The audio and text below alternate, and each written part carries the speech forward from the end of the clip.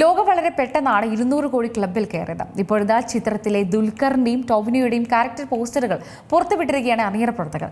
ചിത്രത്തിൽ ക്യാമിയോ റോളിലെത്തി കയ്യടി മുഴുവൻ വാങ്ങിയത് ദുൽഖറും ടൊവിനോയുമായിരുന്നു. ലോക സിനിമയിലെ ദുൽഖറിന്റെയും ടൊവിനോയുടെയും കഥാപാത്രങ്ങളുടെ ഫസ്റ്റ് ലുക്ക് പോസ്റ്ററുകൾ പുറത്തുവിട്ടിരിക്കുകയാണ് അണിയറ പ്രവർത്തകർ.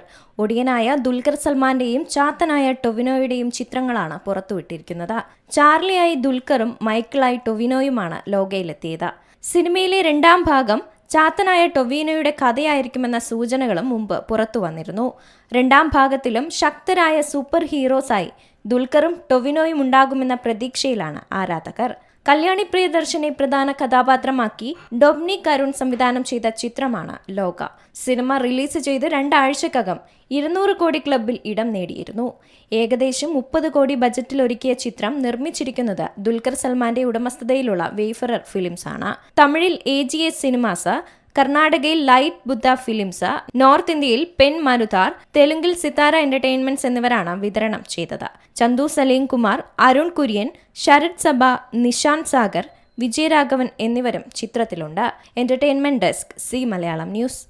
ഏറ്റവും പുതിയ വാർത്തകളും വിശേഷങ്ങളും വിരൽത്തുമ്പിലറിയാൻ സി മലയാളം ന്യൂസ് എല്ലാ ഡിജിറ്റൽ പ്ലാറ്റ്ഫോമുകളിലും ലഭ്യം.